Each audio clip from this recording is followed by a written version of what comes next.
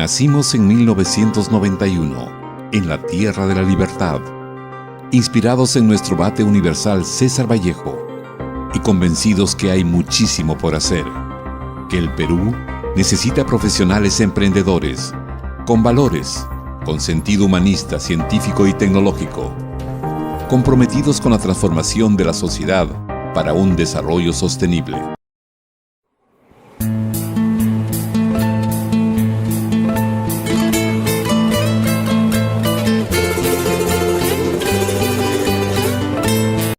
Querido público, tengan cordial saludos a cada uno de ustedes.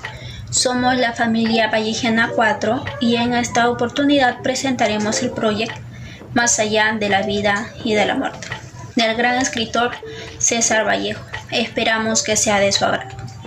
A continuación presentaremos a la familia Vallejiana 4, que está conformado por Arwas Hurtado Juliana, de la carrera de Psicología, Costilla Meléndez Lady, de la carrera de Psicología, León Torres Ximena Nicole, de la carrera de Psicología, Prado Pérez Adriana, de la carrera de Psicología, Quispe Díaz José, de la carrera de Psicología, Rojas Ramos Yamila, de la carrera de Psicología, Velasco Cueto Anderson, de la carrera de Ingeniería Civil. Mi persona, Yupanqui Malpartida Yorila, de la carrera de Administración en Turismo y Hotelería. César Vallejo ha sido muy aclamado por su poesía, cuyos versos penetran en las entrañas de los lectores, espacios donde el peruano se identifica espiritualmente con el hombre, con sentimientos que no solo escribió, sino que los experimentó y lo convirtieron en un ser excepcional. El autor de los Andes peruanos percibe el dolor universal, individualmente, y esto le permite sentir el dolor y el amor por el prójimo en su totalidad. En él, lo sobrenatural invade del ámbito real y a partir de entonces el personaje experimenta espanto y horror ante la presencia de sucesos anormales y el espectro de la madre muerta. ¿Pero alguna vez han pensado qué piensa César Vallejo acerca de la incertidumbre de la muerte? Si quieres resolver tus dudas, comencemos. La infancia rural de César Vallejo se caracterizó por la falta de apoyo familiar, por la comprensión y por la pobreza de su ambiente social. Se crió en condiciones precarias y es posible que esta situación influyera en su carácter y personalidad. Asimismo, José Wicks en el año 2019 menciona que la niñez va más allá de la perspectiva puramente personal del autor César Vallejo, hacia la comprensión de un horizonte colectivo, sensitivo e intelectual, formas de expresar y entender la niñez en América Latina y en Perú. También la infancia muestra exactamente esta dirección combinando el habla oral de los niños con un lenguaje muy experimental y un interés por lo popular, explorando los sentimientos del niño marginado, campesino e indígena. Por tanto, la infancia es allí donde pasan los recuerdos, un lugar peligroso, un abismo donde el sujeto queda completamente desprotegido, un espacio creado por voces sin referencia precisa. Hoy en día existen muchos casos donde muchas personas han sido llevados presos injustamente, han sido encarcelados y han perdido gran parte de su vida allí. César Vallejo no es ajeno a esto. Un 6 de noviembre de 1920 fue acusado de ciertos delitos en Santiago de Chuco, lo cual esto lo llevó a prisión. Estuvo encarcelado 112 días, lo cual fue un martirio para él. Logró su libertad un 26 de febrero de 1921. Durante todo este tiempo de prisión sufrió de depresión, lo cual para superar esto a él lo llevó a escribir. Allí nacieron varios escritos de él como Trilce, donde él explica sus experiencias que tuvo allí en prisión y la reflexión sobre la justicia y la injusticia. ¿Qué es el emprendimiento cultural? Oliva 2018 resalta que el emprendimiento cultural es una buena elección de trabajo para aquellos que culminaron su carrera exitosamente y dichos profesionales asociados en la creación relacionada con la cultura, tales como los artistas, los escritores, comerciantes basados en la cultura y otros. Asimismo, guarda relación constante a la definición de la política desarrolladora, que consolida que la realización de acervos y asistencias culturales de los dinamismos incentivados por intermedios autárquicos motivan a que se dé el bienestar económico, la transformación positiva social, la originalidad artística y el desarrollo de las instituciones. Por otro lado, es una elección más ordinaria y accedida para aquellos graduados de instituciones educativas que se expanden en la elaboración de contenidos culturales, como los cortometrajes, obras de arte, diseños artísticos, entre otros.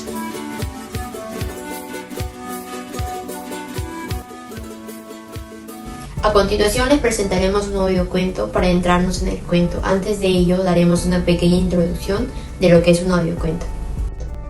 Como menciona Tompata 2023, señala que la palabra audio se refiere del latín escucho, que quiere decir sonido.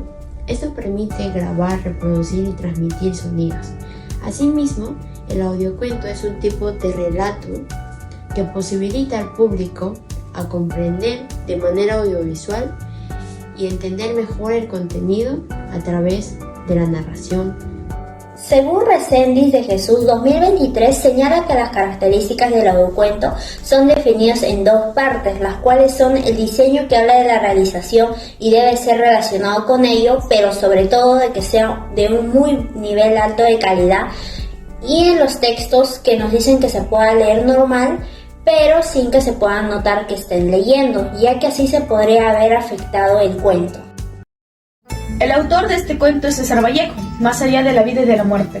Fue publicada en la revista Variedades en 1922 y en 1923 este cuento se incluyó en el libro Escalas. A través de su narrativa, Vallejo recrea su tierra natal, Santiago de Chuco, como un lugar donde los aparecidos se presentan a los vivos y tienen un contacto oral y táctil, reproduciendo la sorpresa del personaje.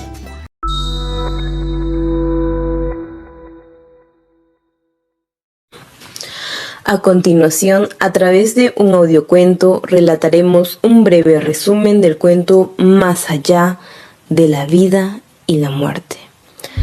César regresa a su pueblo natal, Santiago de Chuco, después de 11 largos años. Tras el camino a este lugar, recuerda muchos acontecimientos vividos con su familia, en especial con su madre, que falleció años atrás. Recordar que su madre estaba muerta hacía que llore sin consuelo, porque sabía que cuando llegue a Santiago solo la hallaría muerta, sepultada bajo las mostazas maduras y rumorosas de un pobre cementerio.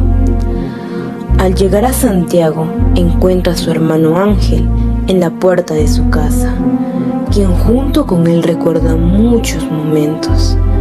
Pero antes de que asomara la aurora del día siguiente, decide marcharse. En el camino descansa en un poyo. De repente, cuando se levanta, una señora le dice que tiene en el rostro manchas de sangre. Este suceso lo atormenta y le origina preguntas durante el resto del camino hacia la hacienda. Sí, mi madre estaba allí, vestida de negro unánime, viva, ya no muerta. ¿Era posible? No, no era posible. De ninguna manera. No era mi madre esa señora. No podía serlo. Y luego, ¿qué había dicho al verme? ¿Me creía pues muerto? Hijo de mi alma, rompió a llorar mi madre y corrió a estrecharme contra su seno con ese frenesí y ese llanto de dicha con que siempre me amparó en todas mis llegadas y mis despedidas. Yo habíame puesto como piedra, la vi echarme sus brazos adorados al cuello, besarme ávidamente y como queriendo devorarme y sollozar sus mimos y sus caricias que ya nunca volverán a llover en mis entrañas.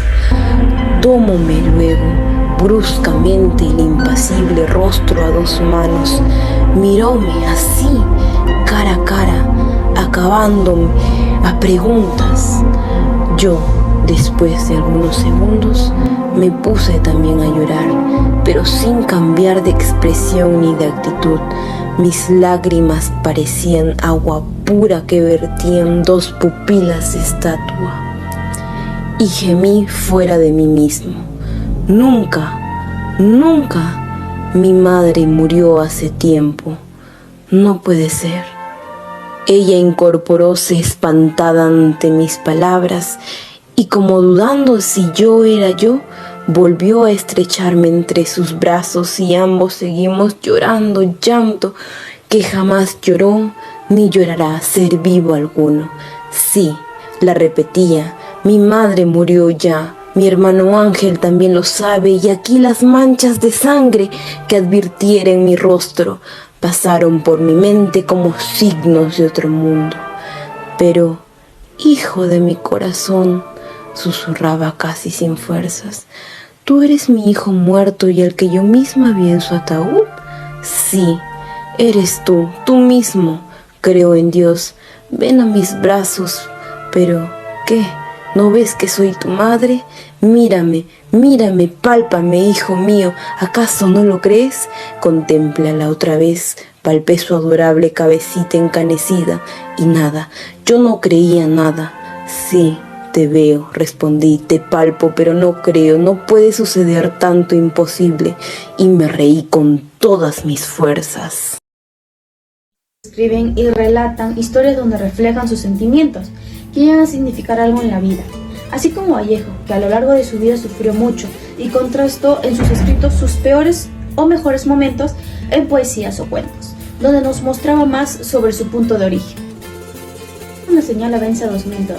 Señala que a través de esta colección de cuentos y escenas se mantiene intacto en la comisaría de Lima, de su versión más original de su obra que novedosamente incentivó la aventura dentro de este libro. Esto fue posible gracias al premio que él ganó en un concurso literario en 1922, con la narración de Más allá de la vida y la muerte, el cual figura en sus recopilaciones. También el escritor en sus fiestas impresionó a todos con su colección más extensa, narrando el deseo de ver a su madre con vida. Otra vez. Entonces sonaban melodías donde recordaba al viejo Santiago, un lugar que dejó atrás y después de un largo tiempo regresaría, donde descubriría restos de su hogar y la fantástica vida que había olvidado mientras viajaba a la ciudad. Mendoza 2017 nos dice que a través de su narrativo Vallejo recrea su tierra natal, Santiago de Ochuco, como un lugar donde los aparecidos se presentan a los vivos y tienen un contacto oral y táctil, produciendo la sorpresa del personaje. Con tal propósito, voy a limitar mi análisis del cuento Más allá de la vida y la muerte. La interpretación de los escritos que varios autores han publicado y es factible de deducir que es necesario y fundamental conocer a fondo cada letra y palabra para entender el arte. Desde épocas anteriores han existido personas que se han dedicado a realizar énfasis extravagantes, argumentando relatos y escritos de diversos autores. Y así como expresa Cornejo en 1981, expone que una de las preguntas perennes de la crítica de Vallejo es explorar las razones del cambio de Vallejo en los años cruciales de 1918 a 1922, de los heraldos negros a gris. Asimismo, este trabajo intenta responder a esta pregunta, pero utiliza los últimos resultados de las investigaciones detalladas. Además, se explora la relación existente entre trilce y escalas melografiadas, y es aquí donde se hace visible los cambios de ambas obras. Esta obra nos refleja lo que un hijo hace y siente al enterarse de la muerte de su madre en una provincia lejana, pues refleja un sentimiento de nostalgia ya que no pudo acompañarla en los últimos días de su vida en la tierra. A la vez lo acompaña la nostalgia ya que recuerda todos los momentos vividos con ella. La muerte de la madre es algo muy triste para el ser humano, ya que la madre es fundamental en nuestras vidas porque nos brinda el apoyo incondicional, el amor y sobre todo siempre está con nosotros. A la vez, su desaparición terrenal sería algo insuperable para nosotros.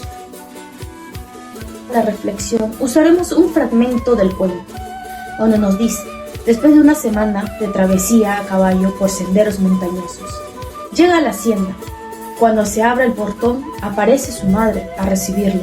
Ante su absoluto estupor, ella le dice: mío, ¿tú vivo? ¿Has resucitado? ¿Qué es lo que veo, Señor de los cielos?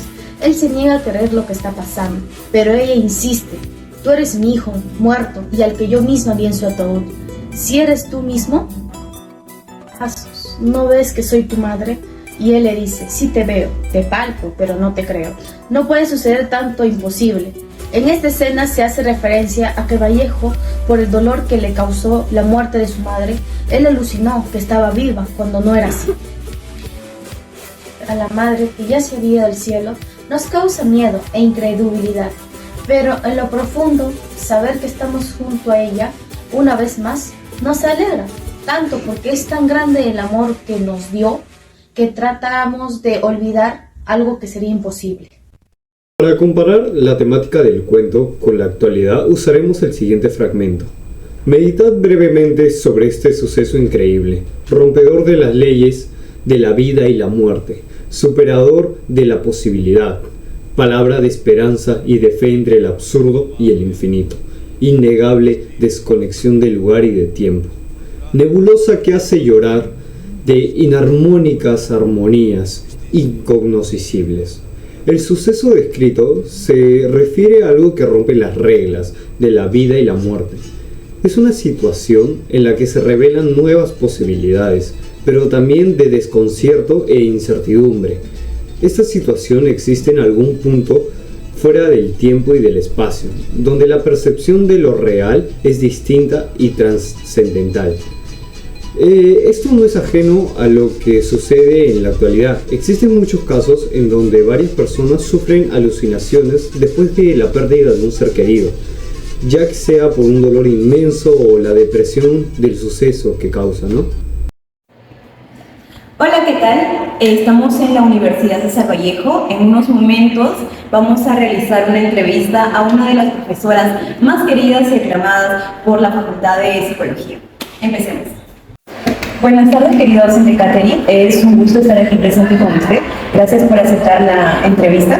Esto nos va a servir bastante para mi grupo y para mí, para las diversas actividades que nos han dejado en la experiencia curricular de Cátedra Vallejo. A continuación, le haré unas preguntas. ¿Qué opina usted sobre la depresión y el duelo después de la muerte de un familiar? La presencia de episodio depresivo después de una pérdida es natural, ¿no? Es un proceso natural en el que una persona pues transita esta pérdida, dejar de repente de ver físicamente a un familiar. Entonces va a generar cierto sentimiento de soledad, de repente por ahí cierto sentimiento de tristeza, ¿no? Es propio de este proceso. Sin embargo, lo que se espera es que paulatinamente pues la persona se vaya recuperando. ¿Ha experimentado una fuerte depresión después de la muerte de un familiar?